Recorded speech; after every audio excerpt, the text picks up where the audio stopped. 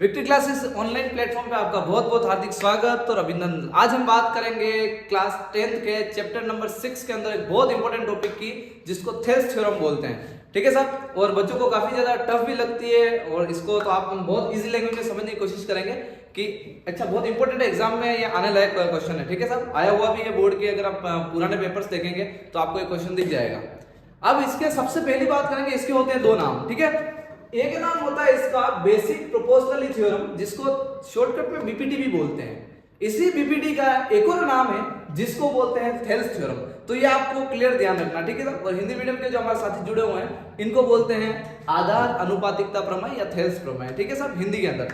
बाकी तो हम इसको समझने की कोशिश करेंगे। सबसे पहले स्टेटमेंट के ऊपर नजर डालते हैं कि स्टेटमेंट क्या बोलता है। If a line is drawn parallel to one side of triangle, यानी कि कोई ट्राइंगल हो, उस ट्राइंगल के किसी एक साइड के पैरेलल में कोई लाइन खींचता हूं। अब पैरेलल लाइन कहीं पे भी हो सकती है, यहां होगी, यहां होगी, यहां होगी। तो आपको स्टेटमेंट ध्यान से देखना, स्टेटमेंट क्या बोल रहा है। If a line drawn parallel to one side of triangle to intersect the other two side distinct point, यानी कि दोनों साइड को दूसरी जो है अलग अलग पॉइंट पे इंटरसेक्ट करे। तो मैंने एक लाइन इस तरीके से खींची है इसके पैरेलल कि इस साइड को यहां इंटरसेक्ट किया और इसको यहां इंटरसेक्ट किया। यहां तक बात समझ आ गई। तो क्या होता है, the other two side are divided in the same ratio, यानी इक्वल रेशियो में डिवाइड हो जाती है। मतलब ये पार्ट अपॉन ये पार्ट इज इक्वल ये पार्ट अपॉन ये पार्ट इक्वल रेशियो में डिवाइड हो जाएगा। ये अपने को प्रूव करना है। डायग्राम आप देखेंगे फोटो, तो फोटो के अंदर क्लियर आपको दिखेगा कि ये जो लाइन है वो इसके पैरेलल जा रही है और दोनों साइड को क्या कर रखा है, इंटरसेक्ट कर रखा है। ठीक है साहब, तो रेशियो क्या बनना चाहिए, AD upon DB is equal AE upon में क्या आ जाएगा आपका EC। ये अपने को लाना है। ठीक है साहब, ये अपने को प्रूव करना, आपको ये ध्यान रखना है। काम करते हैं अपन इसके आगे और चालू करते हैं। ठीक है साहब, तो सबसे पहले हम क्या करेंगे, आपको डायग्राम बना हुआ ऐसे मिलेगा नहीं एग्जाम में, आपको बनाना पड़ेगा। आपने ट्राइंगल बना दिया, ट्राइंगल बनाने के बाद आपने लाइन बना दी। ठीक है साहब, अब इसके आगे रिमेनिंग जो काम करता है सारा कंस्ट्रक्शन है, ये हमने मिलाया, इसको इससे मिला दिया, इसको इससे मिला दिया, और यहाँ पे एक परपेंडिकुलर बनाया 90 डिग्री पे और यहाँ पे भी एक परपेंडिकुलर बनाया 90 डिग्री पे। ठीक है, यहाँ हमारा सब कुछ रेडीमेड काम है, आपको देखना है। तो क्योंकि हमने ये कंस्ट्रक्शन किया है तो लिख देते हैं कि बी को किससे ज्वाइन किया हमने, ई से ज्वाइन किया है, बी को ई से ज्वाइन किया है और सी को किससे ज्वाइन किया है, डी से ज्वाइन किया है। यानी कि लिख दिया join B E and C D. इस तरीके से आपको ध्यान रखना है, हमने बी ई और सी डी को ज्वाइन कर दिया। ठीक है साहब, और कंस्ट्रक्शन क्या हो जाएगा आपका, ध्यान रखना है। तो डी पी जो हो जाएगा वो डी पी परपेंडिकुलर बनाया आपने किसके ऊपर, ए ई के ऊपर। और इसी टाइप एक और चीज आप देखने चलेंगे तो आपका जो ई क्यू परपेंडिकुलर बन रहा है वो परपेंडिकुलर बन रहा है ए डी पे। ये हमने इतना काम कर दिया। ठीक है साहब, यहां तक बात समझ आ गई। अब हम कहानी चालू करेंगे। तो सबसे पहले क्या करना है, बहुत सिंपल कॉन्सेप्ट है इसके अंदर, आपको ट्राइंगल का एरिया निकालना है, ADE का एरिया निकालना है। सबसे पहले दो कंडीशन है, स्टार्टिंग हम करते हैं यहां से, समझिए ना, यहां से हम स्टार्टिंग करते हैं। तो हम पहले इसका एरिया निकालेंगे और फिर इसके नीचे वाले ट्राइंगल का एरिया निकालेंगे। इतना ही काम है, सेम टू सेम सिमिलर ये चीज आपको उस साइड भी करनी है। इसका एरिया निकालना है और इसका एरिया निकालना, बस ये 95% आपका क्वेश्चन यहाँ सोल्यूशन हो जाएगा इसका। ठीक है सर, अब समझो, आप सबसे पहले एरिया निकाल रहा हूं मैं ADE का, यानी मैंने काम चालू कर दिया। एरिया ऑफ ट्राइंगल ADE, ये शॉर्टकट मैंने लिख दिया है, एरिया ऑफ ट्राइंगल ADE। अब एरिया ऑफ ट्राइंगल आप ADE, अगर इसका एरिया ध्यान से देखेंगे तो क्या हो जाएगा, 1/2 multiply base multiply height. Height एक चीज हमेशा ध्यान रखना आप लोग, जैसे कि ये कोई ट्राइंगल हो गया तो कभी भी हाइट क्या होती है, ये वाली नहीं होती इंक्लाइन साइड, हाइट हमेशा 90 डिग्री पे होती है परपेंडिकुलर, उसको हाइट काउंट करते हैं अपन। ठीक है सर, यानी 90 डिग्री पे जो चीज होगी वो हाइट होगी। तो अगर आप इस ट्राइंगल के अंदर ध्यान से देखेंगे तो हाइट आपको 90 डिग्री पे ये दिख रही है और वो हाइट खड़ी जिस पे हो रही है वही आपका बेस हो जाएगा। ठीक है, तो हमें पता पड़ गया कि बेस क्या हो गया आपका 1/2 मल्टीप्लाई बेस मल्टीप्लाई आपका क्या आ गया, हाइट आपकी आ गई EQ। ठीक है, सेम टू सेम अपन नीचे चलेंगे और हम एरिया निकालेंगे, एरिया ऑफ ट्राइंगल। अब नीचे आपका कौन सा ट्राइंगल हो गया, BDE हो गया। तो नीचे एरिया ऑफ ट्राइंगल BDE की हम बात करेंगे, वो हो जाएगा अपना 1/2 मल्टीप्लाई, अच्छा इसका बेस क्या हो गया BD, तो ये हमने ले लिया बेस BD मल्टीप्लाई इसकी हाइट क्या होगी, जैसे अभी हमने जस्ट बात की थी कि हाइट हमेशा 90 डिग्री पे होती है। और अगर आपके सामने ऐसा कोई ट्राइंगल दिया हुआ है, ठीक है सर, ये बेस के ऊपर पड़ा हुआ है, वाली लाइन आपकी बेस हो गई। तो हाइट कभी भी ये वाली नहीं हो सकती है, हाइट हमेशा 90 डिग्री पे होती है। वो फर्क नहीं पड़ता वो लाइन ट्राइंगल के अंदर है या नहीं, ठीक है साहब, हाइट हमेशा 90 डिग्री पे होती है। तो अगर ये आपकी ग्राउंड लेवल की लाइन चल रही है तो हाइट काउंट करेंगे तो इसका टॉप फ्लोर देखना आपको कि ग्राउंड लेवल से परपेंडिकुलर की क्या हाइट है, वो ये हाइट हो जाएगी। भले ही ट्राइंगल ये है लेकिन हाइट कौन सी हो जाएगी, ये हो जाएगी। यही आपका सबसे ज्यादा कंफ्यूजन उठेगा, यह आपको थोड़ा सा ध्यान रखना है, ठीक है। तो 1/2 मल्टीप्लाई बेस कितना हो गया आपका, BD हो गया, और हाइट क्या हो जाएगी आपकी, EQ हाइट हो जाएगी यहाँ पे। तो ये हो गई आपकी हाइट EQ। पहली बार मैंने क्या बोला, यहाँ से स्टार्ट करना है, इधर उतर गए, एक ट्राइंगल ये ले लिया और एक ट्राइंगल ये ले लिया, कहानी खत्म। फिर नेक्स्ट दूसरी साइड उतरना है। अब जब उधर से उतरेंगे तो भी आपको ये ट्राइंगल वापस लेना है और इधर से नीचे वाला ये ट्राइंगल लेना है। हम सेम टू सेम चीज करने की कोशिश करते, चलो उधर सेम टू सेम कर रहा हूं। इधर मैंने ADE निकाला जो ट्राइंगल का एरिया, इधर से निकाला था, अब मैं उधर उतरूंगा। मैं फिर से निकालता हूं area of triangle ADE 1/2 multiply. ध्यान से आप लोग देखेंगे, अब मैं उधर से कर रहा हूं तो बेस भी क्या हो जाएगा, ये, और हाइट ये हो जाएगी। जब इधर से कर रहा था तो बेस ये था, हाइट ये थी।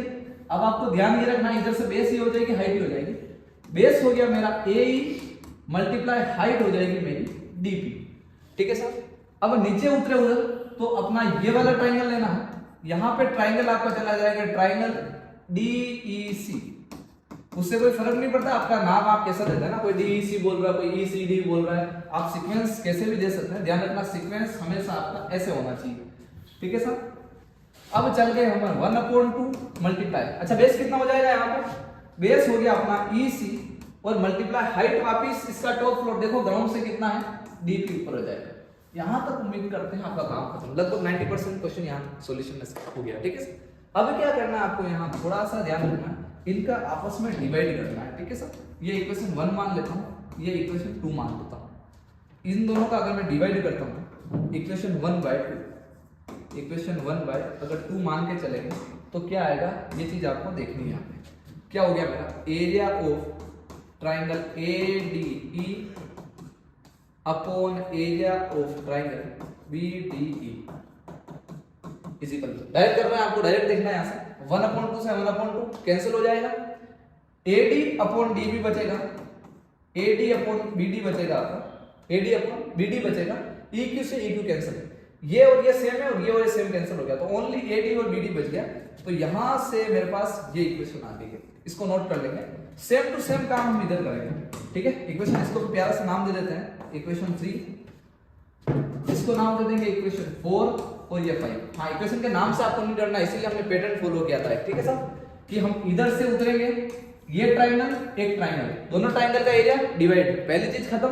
फिर उधर से सेम ट्राइंगल, नीचे वाला ट्राइंगल और दोनों का डिवाइड, दो ही पैटर्न है, दो एरिया दोनों का डिवाइड और दो एरिया है दोनों का डिवाइड। बस ये पैटर्न आपको फॉलो करना, बिल्कुल इजी हो जाएगा आपके लिए काम।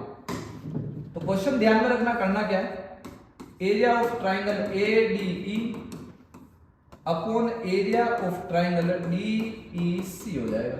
सेम टू सेम वापस आ जाए, 1/2 से 1/2 कैंसिल, DP से DP कैंसिल, यहां आपके पास बच जाएगा AE अपॉन EC। उम्मीद करता हूं यहां तक आराम से चीजें बहुत इजी चल रही है आपकी और यहां से आपको चीजें समझ में आ गई, ठीक है। दो ट्राइंगल लिए और दोनों का डिवाइड, क्यों, क्योंकि वो ऊपर है ये नीचे है और ऊपर नीचे डिवाइड हमने वही किया है। उधर से लिए उसका और इसका डिवाइड हो जाए, तो दोनों ही ट्राइंगल का डिवाइड करने पर अपने पास ये चीज आई है। अब इसको आप ध्यान से देखेंगे,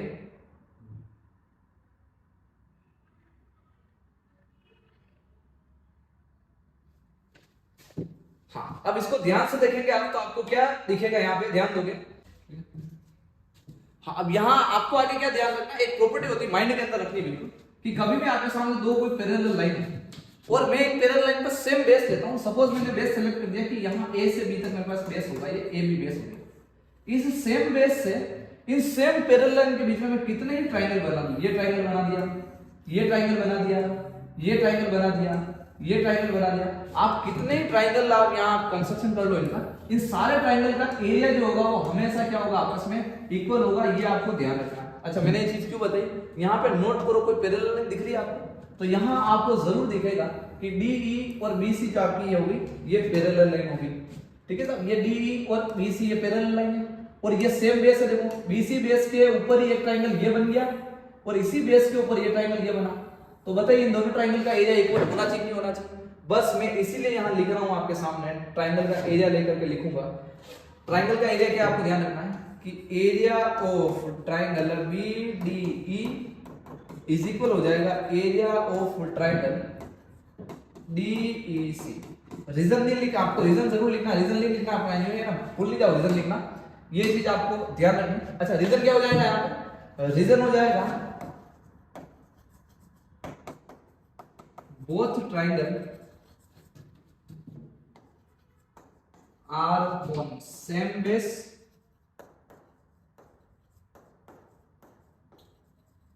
एंड सेम पैरेलल लाइन। ठीक है, रीजन अभी जो मैंने बताया आपको वही लिखना है। हाँ लगभग क्वेश्चन अपना खत्म हो गया, अब लास्ट चीज आपको ध्यान से देखनी। ठीक है, वापस रिवाइज करते हैं, फटाफट ध्यान रखना। एक ट्रायंगल का एरिया दूसरे ट्रायंगल का एरिया दोनों को डिवाइड और सेम टू सेम चीज यहाँ पे कर दी। अब आप ध्यान से देखेंगे तो BDE और DEC आपको क्या आ गया, आराम से इक्वल आ गया दोनों। ठीक है सर, अब लास्ट हमने जो कंक्लूजन निकाला 3 और इक्वेशन 6 और इसको आप एक नाम और दे दो 7।